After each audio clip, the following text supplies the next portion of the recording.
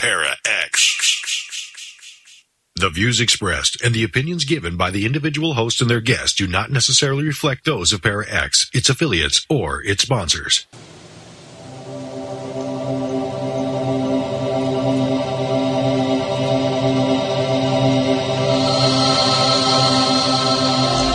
Merry meet and merry part, bright the cheeks and warm the heart. But tread the circle thrice about to keep unwelcome spirits out.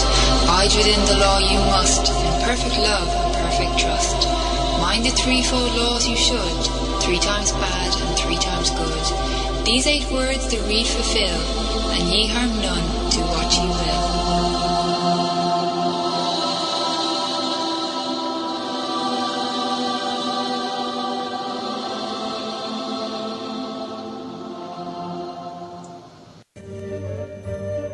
Welcome to Stirring the Cauldron. Now, here's your host, Marla Brooks. Merry meet everybody, and welcome to Stirring the Cauldron. Tonight we're going to be talking about rituals, customs, and funerary etiquette for modern pagans with author Mortellus. Sorry, I'm going to flub that all night. She's a mortician, a medium, a necromancer, a British Traditional Wiccan witch, and is the high priestess of the Coven of the Leaves, which is a Gardnerian training group.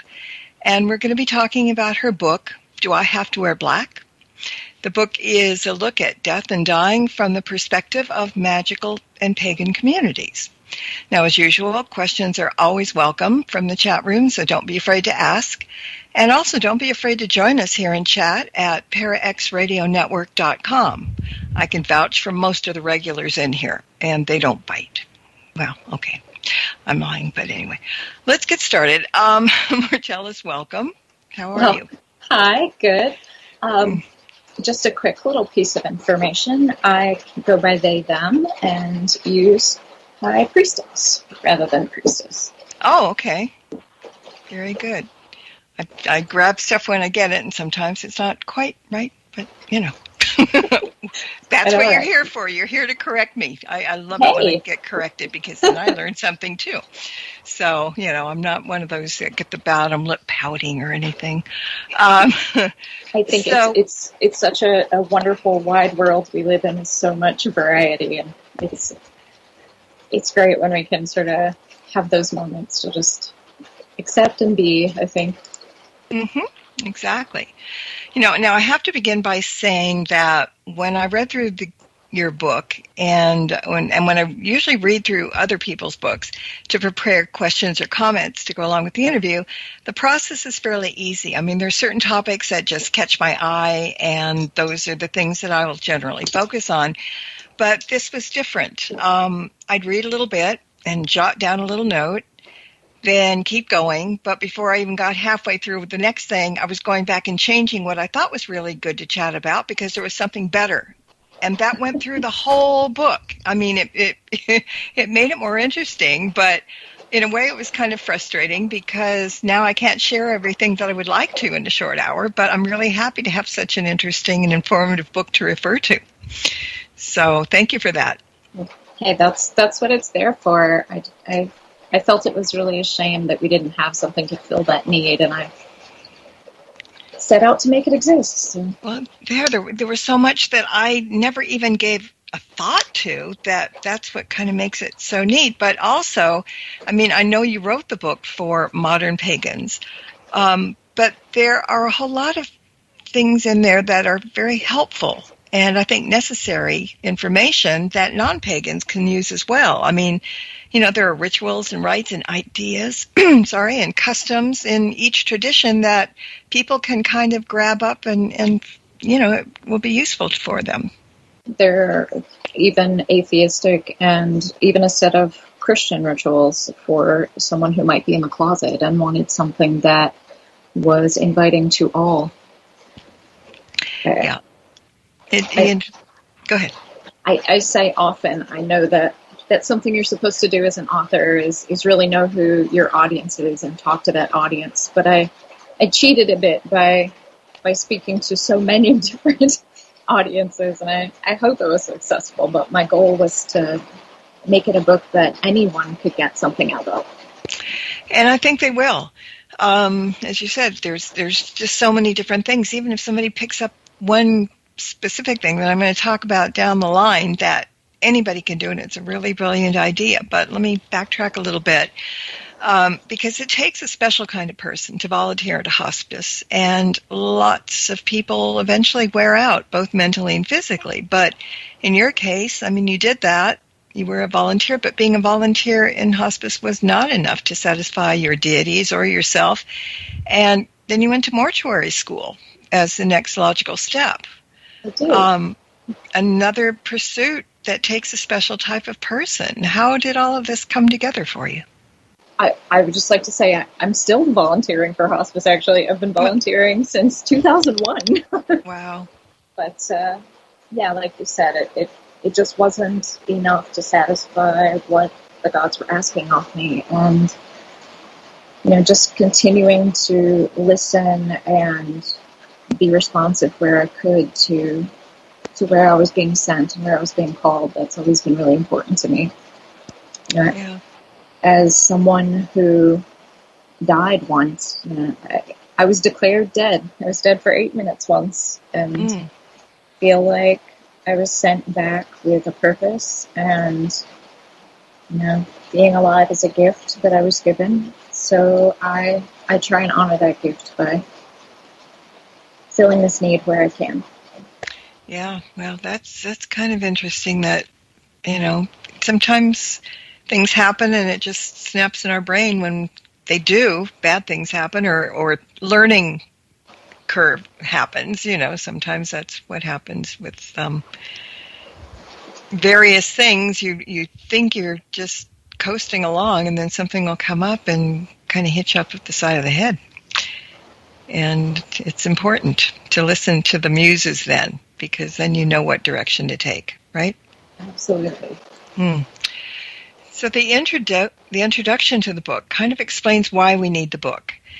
And I have a very good example of just that, because someone who saw the banner about this week's show sent me a note, and they said that they were surprised that there were different ways of funerals and burials for pagans, because a couple of pagan friends' funerals that she had attended were just like every other non-pagan funeral. And she now, having read the book and seen the title, said it was possibly because it was the families of the deceased who arranged the funeral and burial, and they didn't know. I mean, they weren't pagan, so they did it the way that they would normally do. And that could be, a good reason why you wrote this book, because there aren't any books like yours available, and it enables both pagans and their families to understand that they have choices, and they never thought they might have had them before, and that's really a blessing. When I was a student in mortuary school, one of our classes, its general purpose was to teach us the funerary rites and rituals of different religious groups that we might encounter. And we were given a textbook that was meant to contain everything we would ever need. And, I have to tell you, Marla, it looked like a pamphlet. It couldn't have been thicker than a child's coloring book. Wow. And within it were just variants on Christianity, Catholic funerals or Lutheran funerals or Jewish funerals, or, they all sort of stayed within that Abrahamic realm. And, then a few notes about what you might see if the deceased was a member of a fraternal order like Freemasonry, for example. But I'm looking at this book and thinking, this is not a picture of who we are in the world. Mm-hmm. I just thought it was such a crime that that's what we were given. They didn't know any better, I guess. I mean, not making excuses, but, people are pretty secular in their own minds, not even necessarily religiously. They grow up a certain way. They think, that's the only way, because they're not curious enough to look into other things, because why should they, in their minds? I have it down pat, I know what I'm doing, and so why should I, know what Joe Smith is doing? But that's kind of the sad part. The interesting part is that pagans have such an open mind that they're always curious about other people and what they do and how they do it. And we embrace everybody and don't, look down our noses or anything. And so I guess it takes the pagan to make a book like this because you've got that open mind. But it must have been so research, so much research to do, research intensive. I mean, did this book take a lot longer than, say, most people would take in writing a book because of that? Well, I have to be very honest with you and say that I'm not an author. I sort of fell backwards into it, but so I can't really answer that question because I don't know how long people are taking to write books. But I can say that I wrote that book with just a furious intention to make it exist. I wrote it with 2 brand new twin babies in my lap, and I wrote it in a pandemic, and I wrote it while exhausted and finishing up another college degree. Oh, wow. I wrote it in about 6 months. Okay, you should get a Purple Heart for that because you didn't sit down and write a book in a quiet room 8 hours a day. I did not. No. No. So yeah, you're amongst the high echelon of, oh my God, really? And you did such a good job. That's the other part of it. I can say that I finished that book needing surgery in both wrists and both elbows because I gave myself carpal tunnel and ulnar entrapments in both arms. Mm-hmm. Oh, but it's such a labor of love. You forgive yourself for doing that, I guess. It's true. You get what you deserve, but not in a painful way. Because so each chapter in the book talks in depth, and I mean in depth, about the beliefs and rituals of several different traditions like British Traditional Wicca, Druidry, and Thelema, and that encompasses things like mourning customs and rites and rituals and resources. I mean, way more things that I can mention in each chapter. I mean, it's chock full of stuff, but each chapter has several pages covering aspects. I mean, it's almost like what you just said about when you got that pamphlet about, different cultures and how their burial things that are really tiny. It was like a pamphlet. Well, here, each chapter has that more stuff, that more kind of stuff in there in all aspects. And you have like 10 or 9 different traditions, right?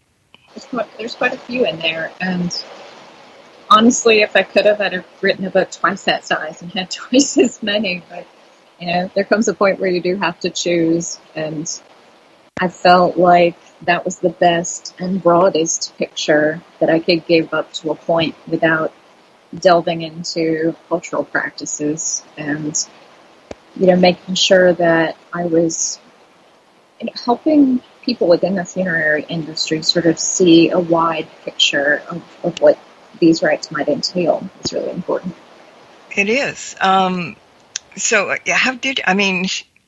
did you start out with 10, 20, 30 different paths and then narrow it down to 9, or did they just jump up in your face and say, here, take me, I'm supposed to be in the book?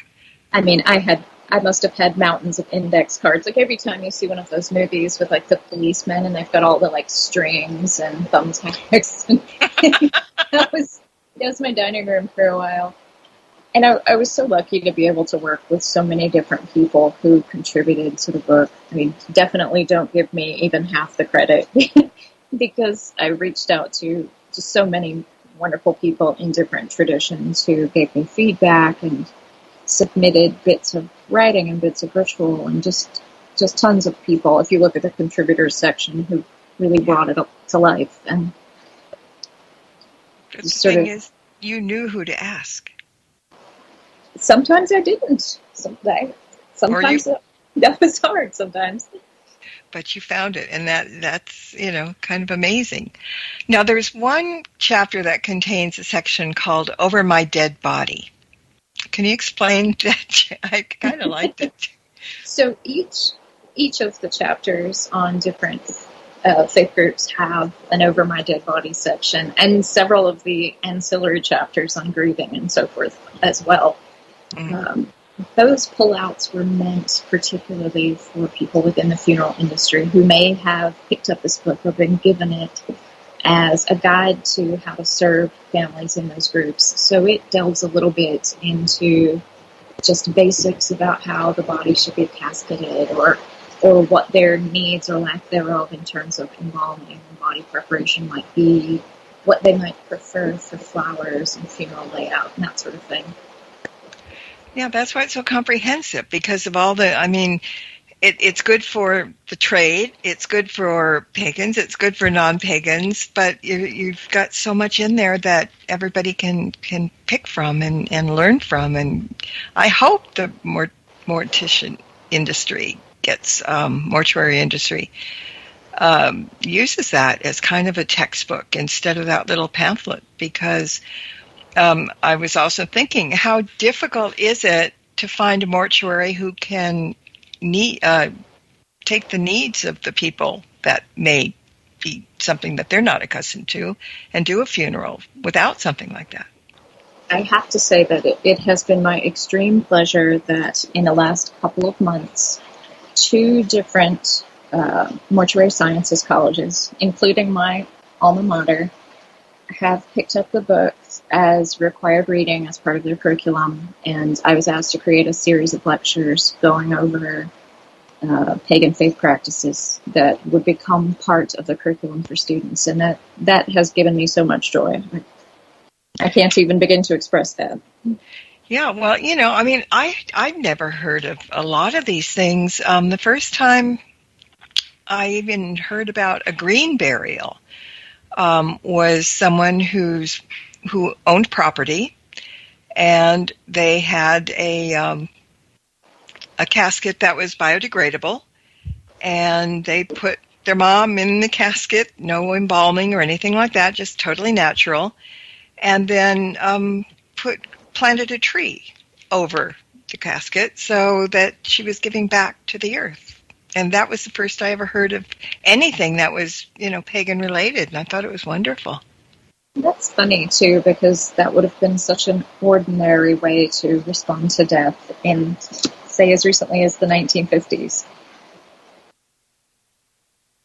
Did they go back? I guess way back when people lived out in the country and they didn't have a lot of money. There were always family plots on people's property, and I'm sure they just put them in a casket and everything. Maybe they didn't plant a tree over them, but, I guess as time went on, people moved to cities and people, mortuaries popped up here and there, and they didn't have to worry about things like, well, what are we going to do with, grandma, or what would she have wanted or anything? They dug a hole and planted somebody. I think it has more to do with the denial juice we're drinking in the modern world, really. But we didn't see really the rise of more what you might call industrialized or professional funerary work until around the time of the Civil War. And we had so much death around us all the time. And, people just trying to get their loved ones home to be buried. And these battlefield deaths where no one could recognize or find or claim their loved one. So you had these sort of pop-up shops of embalmers who would set up in tents next to battlefields and ply their wares as they experimented at the same time as they were learning and creating this trade. They would figure out the best way to embalm someone so that they would survive the train ride home, so that they could make it there undecayed. And that just sort of stayed with us. And certainly by the time of World War I, World War II, those ideas were really planted in our heads as a nation. I don't know where I heard this, but it just popped into my head about somebody being sent home from somewhere in a whiskey bottle. A a cask, a big cask, a barrel. And that was what kept them getting home in one piece. You hear a lot of stories like that, a lot of folk tales about people being put in wine casks or similar things. And it would be temporarily effective, yes. Yeah, because especially on the battlefield, I mean, would you have like formaldehyde, for example? Would that be handy to do embalmings? Or did you even have time in the battlefield to embalm somebody?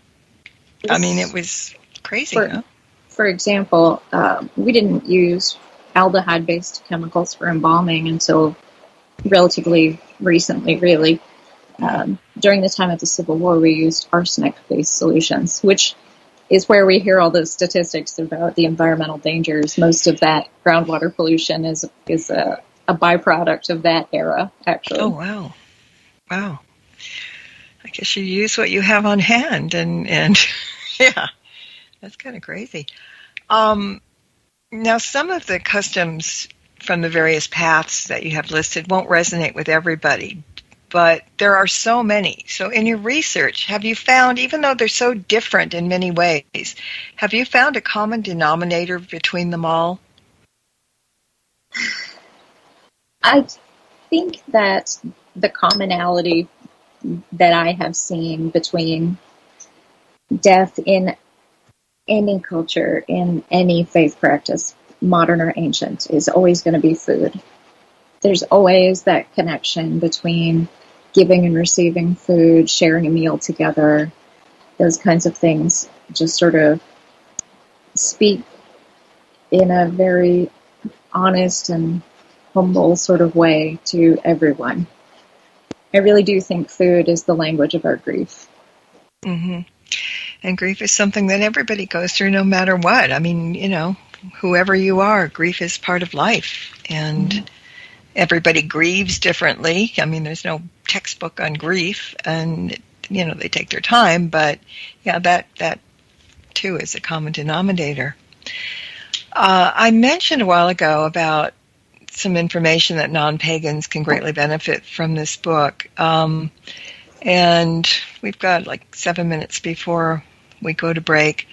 Go ahead. I did want to interject just on the please on the topic of food and grief. There's a book I'm very fond of, and just one of my favorite little things to read is a book called "Being Dead Is No Excuse: The Official Southern Lady's Guide to Hosting the Perfect Funeral."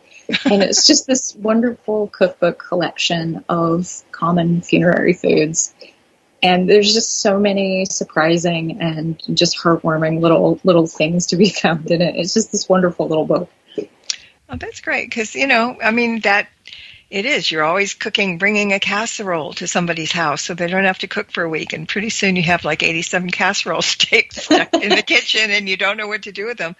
But yeah, cooking, I mean, eating is another thing. I mean, eating goes along with grief, with happiness, with sadness, with all kinds of things. I mean, we're born to eat and enjoy company and cooking for company. So that's a good idea. I like that. Oh, yes. And if it's in the southern way, you know, it kind of like green apples, green tomatoes. Oh yes, fried green tomatoes. Here in the South, we do funeral potatoes, and you have to do the perfect deviled egg for the funeral. That's just how it is. Deviled eggs are wonderful. Yes. Oh, yes. I got a question from the chat room. Speaking of foods, have you heard of sin eating? Absolutely. It's something that I practice when I'm asked to. And I know some other individuals who practice it as well. In fact, I was recently interviewed by Gaz Morgan, who hosts Bizarro Aficionado, and they too are a sin eater. Some people might not know what sin eaters are, so why don't you give them a little quick 101? The idea of sin eating is that in many cases, if the deceased are going to haunt or be ill at rest, it's because of unfinished business or some harm they've committed in life or something that keeps them unsettled. the sin eater is passed a morsel of food over the deceased's body, and they sort of make a silent promise that as they eat that food, they take the burden of guilt for those actions or that unfinished business on themselves. Yeah, it's kind of a really great custom, I mean, for mentally to kind of clear the head and know that, getting something done, things are going up to the universe, and you're making promises that you keep, and, it's a good thing. I think it's interesting, the idea of taking those things onto yourself, knowing basically the idea is that you're accepting that you yourself will go into the grave unsettled because you carry all those burdens on behalf of the dead. But I think that's a really powerful gift. Yeah, it absolutely is. All right, what I want to get to right before the break is something that it just hit me that, wow, this is such a great idea. I found it kind of vitally important for everybody, and I think that we should all sit down and do this, and that is to compose an ethical will. It's necessary to do, and way different than just naming which family member gets the antique silver tea service. One very important part of the ethical will is leaving information about yourself to those family members who might have been very young when, you passed and they really didn't get to know who you were as a person, or maybe even older ones who were so wrapped up in their own lives that they never stopped to ask Grandma, what was it like when you came over on the boat, or, where did you meet Grandpa, or something like that. I mean, things we all realize too late that we should have asked those questions. But if somebody sits down and writes an ethical will about their lives and experiences, I think that's such a blessing.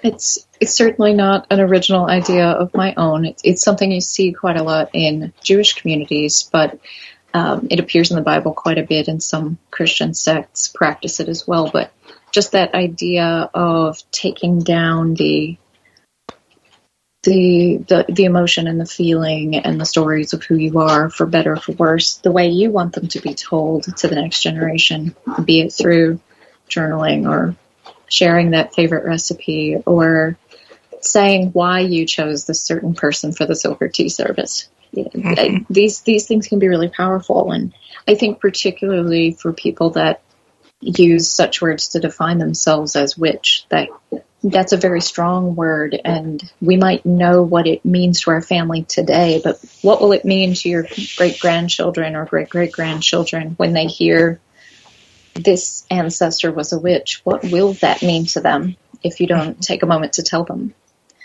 Yeah, because, it's like Chinese whispers. Things go down from generation to generation and change a little bit with each telling. So if you have it in writing and explain what things are, there's no question or no doubt, right? I'm not familiar with that turn of phrase, but it's just like a game of telephone, I guess. Yes, exactly. Chinese whispers. It is exactly a game of telephone. So yeah, things change. Two little thing in the chat room.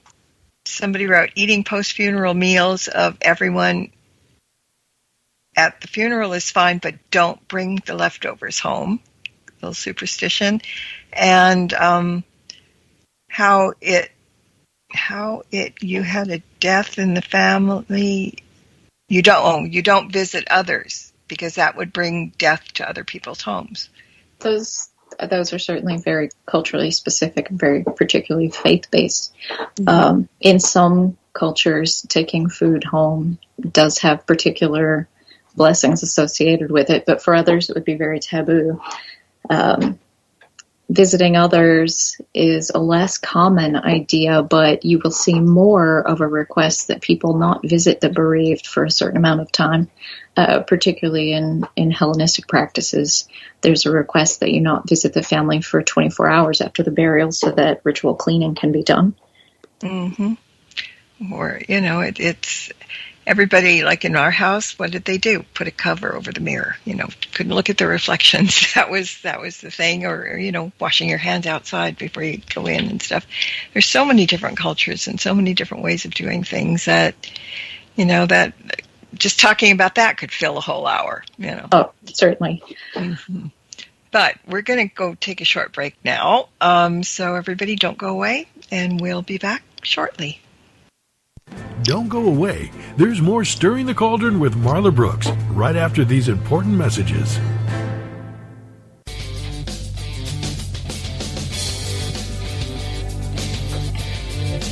Hi, I'm Kimberly Juarez with Cat Paranormal of Minnesota. Hi, I'm Willow Lehman-Schott, Psychic Medium, Dark Nola Paranormal, New Orleans. And I'm Jerry Ayers with Supernatural Investigators of Minnesota, and together we are The Calling. Every Wednesday night, 7 p.m. Central Standard Time and 8 p.m. Eastern Standard Time, only on ParaXRadioNetwork.com.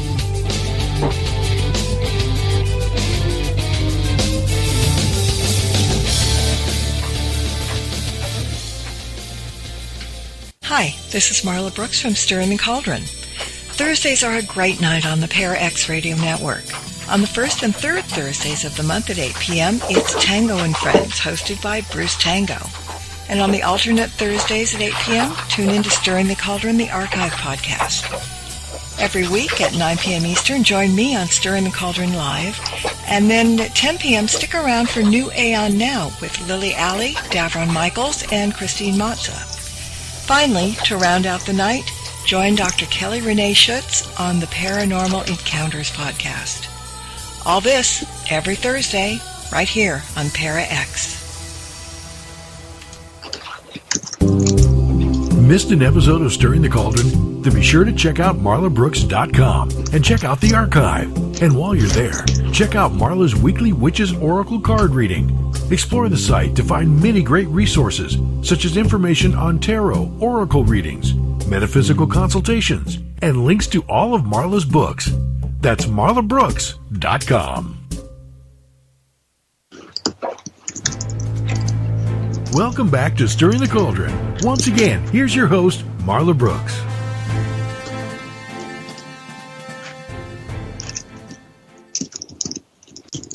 Hey, welcome back, everybody. My guest tonight is Mortellus, and we're talking about rituals, customs, and funerary etiquette for the modern pagans from her book, Do I Have to Wear Black? And before I go any further, I would be remiss if I didn't have you answer that question. Do we have to wear black? I think that depends entirely on which faith group you are attending a funeral for. Like I said in the book. So many different groups ask that you wear different colors, that it's important to sort of know who you're attending a funeral for. But you don't have to wear black necessarily. Well, not necessarily. That's the blanket thing that everybody thinks. All right. Okay, there's just a question from the chat room. Maybe they came in later, but it was asking about finding a mortuary that would conduct a pagan funeral. So we already covered that. So we can move on. If anyone is looking for a recommendation, if they reach out to me and let me know what area they're in, I'm happy to help connect them with someone. Are there a lot of them in general across the 50 states? I mean... Not a ton, but we try and stay connected. So okay, that's good because, some people go, well, you can't go 500 miles to find somebody, but as long as there's enough of them out there, the people that need them will be able to find them. Exactly. That's kind of the way I think. All right, let's talk a little bit more about grief and mourning. It's inevitable, and no matter who you are, what you believe in, there's no getting around it. And you have a chapter in the book that includes some hands-on rites and rituals, like letting go poppet ritual, a morning dream pillow, or a coin toss spell. So those things really do help. I mean, there's no coin toss that's going to, make anything a lot better, but talk a little bit about the dream pillow, for example. What's the function? How do you do it? So I don't have that ritual right in front of me to remember. Okay, all right. Then what's it for? The general idea is, so a dream pillow is something that we don't hear a lot of these days, but we hear things like a sachet or that sort of thing. So, any sort of like mojo bag that you might put under your pillow. But in ye olden days, you might have seen an entire pillow sewn that would be stuffed with herbs or other ingredients, particularly things like hops, which have sort of a sedative effect in enough quantity. It's funny, you don't just need to drink the alcohol. You can just stuff a pillow with hops. I have no idea how expensive that would be. Maybe it would be ridiculous, but the idea of this particular ritual is that it contains items that are in line with providing comfort and sanctuary to the bereaved, but also providing a calming antidepressant quality to the recently deceased. Dream space tends to be somewhere that we connect with the dead. It's just an easier place for them to get to us and us to get to them. So finding a place of sort of peace and comfort so that the bereaved can sleep peacefully, I think is really useful. It's so important for the recently deceased to have time to focus on what their journey is at that moment, and so important for the bereaved to just grieve mundanely. So I think those little boundary setting items are really important. Okay, I just grabbed the book really quick, and some of the things that you can put in the dream pillow are, well, first you got to get a cloth bag, a linen, preferably linen. You can put in grave dirt. You can put in possibly from the grave of a loved one. Red baker's thread, tonka bean for courage, purple bull thistle, copewell stone, hops. I mean, a lot of things, and probably things that make you feel better to put. I mean, there's no rule to this. These are kind of suggestions, right? I think some of them certainly have very specific uses. Mm-hmm. Copal has a very calming quality for the dead. Mm-hmm. If you have a recently deceased person that is agitated, if they died unexpectedly or unhappily, that sort of thing, burning copal can be very useful. So adding it into this pillow can be very, very useful in that way. Bull thistle has protective, guardian qualities. Again, tonka for courage. These items do all have really specific purposes, but that's not to say that you can't add additional items as are important to you. You just need to make certain that you are aware of the effect that they have on the living and the dead. For example, burning or using myrrh mm-hmm. is always a bad idea in a recently deceased situation, because it has a thinning quality and it also attracts the dead. So it's sort of like turning up the volume, giving them a bunch of caffeine, and then trying to go to sleep. Yeah. So you want to sort of have an understanding of what you're adding and what your purpose is in adding it, I think. What and why, yeah. Yes, exactly. Mm-hmm. Well, it was funny, in chat room, Cece just made a comment, because dream pillows are not just for mourning, and she said that she's made dream pillows with chamomile and crystals. Yes, they're great for all kinds of things, and I thought that using it for the recently bereaved was really just sort of a fun use of that kind of item, since they do often rely on sort of calming, sweetening, sedative qualities, like the chamomile and those sorts of things. Just sort of tapping into that as a way to calm the living and the dead in this time of grief, I thought was a really fun way to use that kind of magic. Mm-hmm. Another question that just popped in the chat room: is there a ritual or practice for helping the dead reincarnate? There is, and I would just be delighted to tell you that I just turned in last week my second book, and it has an entire chapter on that topic. Oh my God. Okay, let's talk a teeny bit about it. So I'm writing a book about writing. Have written. It's finished after all this time. It's about just sort of an introduction, a primer, if you will, to necromantic practice. You know, we look at necromancy as being this sort of over there, hypothetical, kind of dark magic sort of thing. But I think people would be really surprised to realize that death magic is really pervasive, and it's a huge part of what we're already doing. We're just using different words, and if we sort of dispel our fear of death, it's a really, really important and useful part of our practice. Yeah, I mean, when you hear the word necromancy, unless you really know what it's about, it's like, okay, I'm taking 2 steps behind, 2 steps back, because this person's a necromancer, you know, necro, ooh, you know, like, I don't know. I definitely get some sideways looks here and there.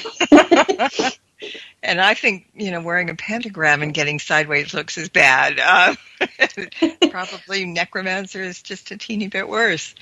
It's funny. You wear the pentagram and you get funny looks in the grocery store, but you're accepted in your community, right? If you call yourself a necromancer, everyone hates you. So, pagan community, mundane community, it's like the Baptists and the Wiccans really come together on how much they don't like necromancers. That's terrible, I know, but no, it's true. It is. It's true. It's definitely one of those last taboos. Yeah, you gotta. It's just, yeah, gotta live it down at some point. But you know, nobody ever will. I mean, it's like the word witch. You know, to some people, they understand. They know what we are. They know what we do. We're fine. But you know, we're never gonna get the broom riding wart thing on the face kind of cackling thing out of anybody's mind. So, you know, same thing with the necromancer. But, you know, I think people look at the necromancer in high esteem because they're probably afraid of them. And just, you know. I often tell people that I think as a necromancer, I'm rather a glorified daycare. That's my role. Think about it. In the last year and a half, we're pushing 2 years of this pandemic now. We've had a lot of death in the world. And if you read my book, you know that next of kin just is what it is legally. And sometimes you find yourself saddled with something unexpected. And there are so many people out there who found themselves next of kin to someone who was their abuser, or any number of just terrible situations where they find themselves staring at an urn of cremated remains, wondering what they're supposed to do with this person that was horrible to them. So from where I'm sitting, I have a couple lined up on my desk that families have asked me to take in because they can't manage them in their own home. They're having poltergeist activity, or it just brings them too much pain to look at them. And so that's my job as a necromancer. I have my daycare of unwanted assholes. Lucky you. Lucky me, I know. But then that's, you know, subjective. They could be really nice people, but just didn't get along with their families or something. You never know.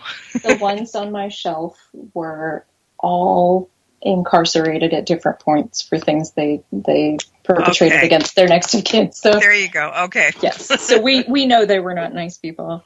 Yeah. But here they are, warded into my office, and they can throw things all they like, and I don't mind.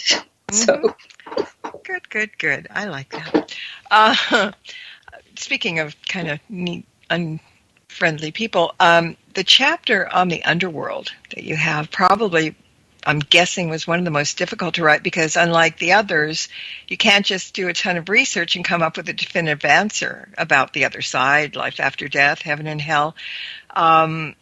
How do you research something like that have no answers for, and yet you made it very interesting? I mean, it's a very thought-provoking chapter.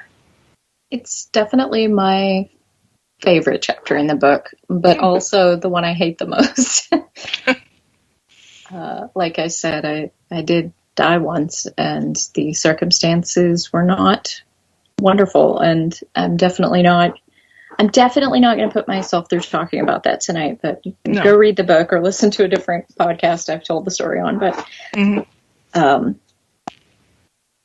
in that experience, I experienced and saw what the underworld was, to me at least. And I'm certainly open to the idea that it was my coma-addled brain, making up fiction, but it was a very real and altering experience for me. So I've spent a lifetime trying to put that into words, and being able to put them on those pages, I think was really powerful for me as a person, and really not something I set out to do. I think it's one of those moments in your life where a deity comes calling to collect on their dead. You get that hand on the shoulder. It's like, well, here's the moment. This is where it goes. And you're supposed to do it. I mean, you have to tell. Otherwise you wouldn't have been compelled to do it. And it's kind of cathartic at the same time. So it is, and it's been such a, like they say, a mixed bag. I've gotten comments from people or emails or private messages saying that I was the first person that they heard describe dying like they experienced it, or telling me stories where something like that happened to them, and those things are very powerful. And then, of course, I'll get just really terrible, horrible emails with death threats, and just like, if only you had stayed dead, and just, oh my God, people are horrible. This is when we make puppets, just so simple little puppets, just like, get the hell out of my face kind of puppets. It's not my style. I just ask the gods that they receive what they deserve. Maybe they deserve good and have never had it. So who am I to decide? Well, that's nice, because you have a nice thing in there. I usually look for kind of an eye for an eye kind of thing, because it's, that's what they deserve. And so, but that's me. I figure if I leave it up to the gods to decide, then they can dole out whatever is necessary, good or bad. Yes, and they will. And we have the faith that they will, and that's important. All right, so in the chapter, No Two Deaths Are the Same, you cover something that I was very happy to see that you included in that thing, and that is on companion animals, which includes rituals and rites and helpful tips for end-of-life care for not only people but for animals. And I think in a book like this, some people would overlook that for some reason, but I was really happy to see that. Thank you.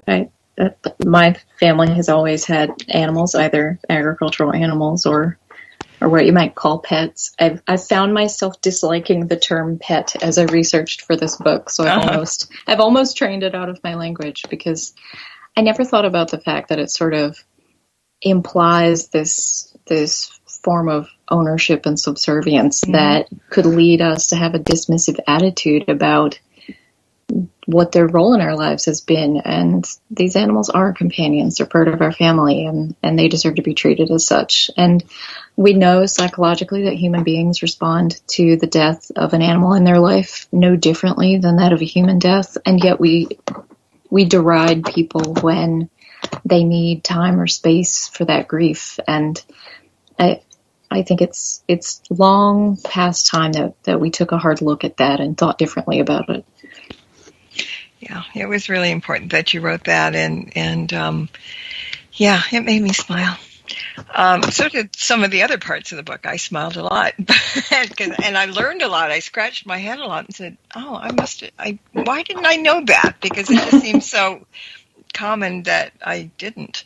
So I felt really bad about that. Now, there's also, if people are very crafty, there's a chapter on restorative arts and crafts, which is hands-on instructions for things like coffin making, creating life and death masks, and even making shrouds. And that's and I've seen this before. Some company is selling this thing about making your own coffin. It's a kit, and people are going, "Well, why would I need that? What would I do with it?" And as you said in the book, it can be a bookcase. until you really need it, right? Wait, for all us fabulous witchy folk out there, what's more fun than a coffin bookshelf, knowing that one day your family can shuffle the books off it and put you in there? Mm-hmm. I would love to be buried in my bookshelf. I think that's very fitting. It would be hands-on, definitely. It would be to your liking exactly. Do coffins, if you go to a mortuary, can you bring your own coffin? Is there some kind of, there's no kind of like size requirements or material requirements or anything like that? You can absolutely take your own. You could build it out of plywood sheets from Lowe's if you wanted and spend less than $60. And it's such a cathartic experience, even if you're never going to use it and you're going to gift it to the local fall fest to use in their haunted house. There's just something really powerful about doing that for yourself. And just saying, this is the shape I fit in. I think I was reading a paper recently. I'm such a huge boring dork. Everyone should know that. But I was reading a paper recently about doorways in Scandinavian burial practices. And we think about that part of the world, and we probably think of the Viking, ship burial, lighting things on fire. But that didn't really happen much, actually. A person was more likely to be buried in a ship or cremated on land, for example. But you would see things like burials with stones in the shape of a ship around them, that sort of thing. Mm-hmm. But oftentimes families would build false doorways. If you've ever built a house or restored a room or something, you've probably seen the door frame with the door in it at Lowe's or whatever. Mm-hmm. So they would build something kind of like that they would bury their loved one in, or they would stand them up outside their home, and these doorways would be a manufactured place where they could speak to the dead. Oh, wow. It's sort of this manufactured liminality, and I think that's so interesting. This idea that a doorway is a place that creates a here and a there, and inside and an outside, and us and a them, right? It sort of forces a kind of transience. We respond to doors, right? Mm-hmm. They stop us, locked or not. We pause at a door. Mm-hmm. And I think building a coffin is a lot like that. It's a kind of manufactured liminality. You build that box, and you recognize that that's the shape that holds you. That it's a space that contains you. It's your ship to the underworld. It's an in between. And I think that's really magical. It is. The only magic that would be bad is if you were 20 years old and you built your coffin and you were very thin and, wanted to have a smallish coffin so people will know you were petite, but you lived to be 102 and you gained a lot of weight, and then somebody would have to keep that as a coffee table or a bookshelf because you wouldn't fit in it anymore. If you looked at the instructions, you would know that's very easy to retrofit. You just need a new head and footboard and make it a little bit wider. There you go. And, I also like the idea of death masks, life masks, and shrouds. Shrouds are very easy to make, aren't they? They are. You can make them without sewing. You can make them with sewing. Whatever is necessary. Anyone that's wrapped a little baby up in a blanket knows exactly what I'm talking about. You lay them catty corner, and you fold the corners over the middle and tuck in the top and bottom. It's not hard stuff. And there are people that are really concerned about what to bury somebody in or what they're going to be buried in. And kind of with a shroud, that could take away that worry. You could just, whatever's underneath is underneath, but the shroud could be a beautiful shroud and very fancy, or just plain and do it your way. Or you could take a page from the ancient Egyptians and bury them in what would be called the clothes of yesterday, which is something worn or handed down because it's filled with memories. Yes. Yeah.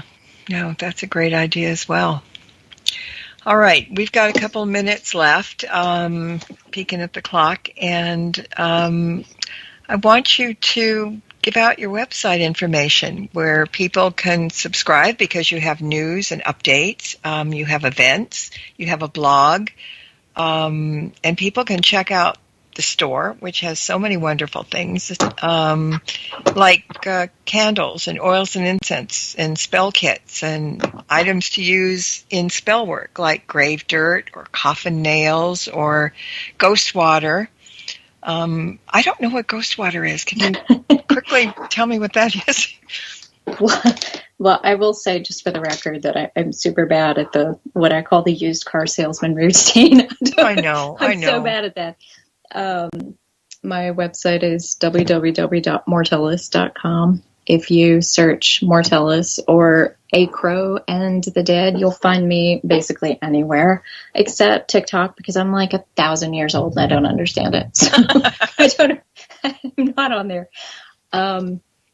But I do have a lot of things on my website. They're all handmade. I make spell candles, and I use recycled pieces of used coffin for wood wicks in them, which is a project I'm really, really proud of. Corpse water is water that I've used in the prep room to wash a deceased person with, which has a lot of magical uses. Corpse water is, or ghost water rather, is ritually made. I suppose we could make moon water jokes about it, in that I have taken water and given it the qualities of death by asking spirits to move through it. That makes good sense. So there are a lot of interesting items on there, and I always like to tell people that if I have something you need, a service, a class, anything, and it's outside of your ability to afford, message me privately and I'll make sure you get it for free. No questions asked. Wow. But I will also say to anyone listening that my work is 100% volunteerism.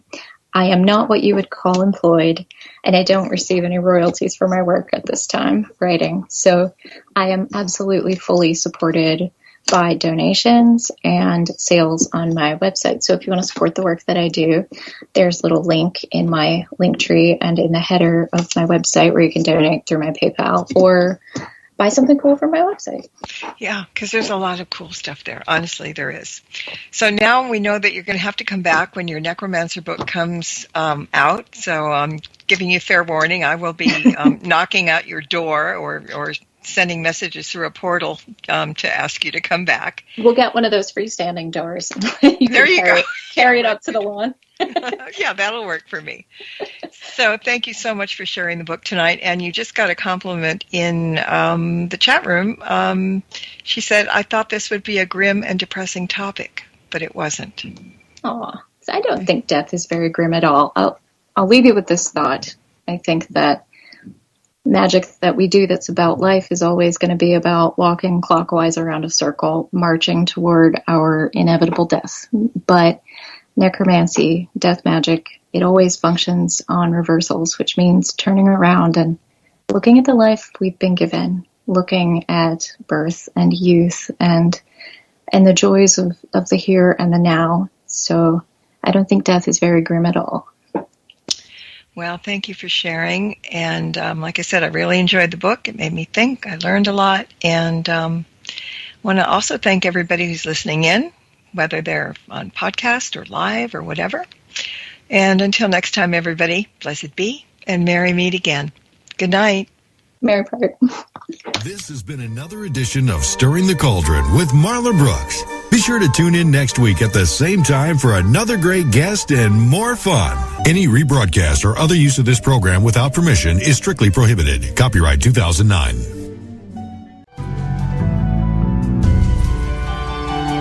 You have been listening to the Para X Radio Network.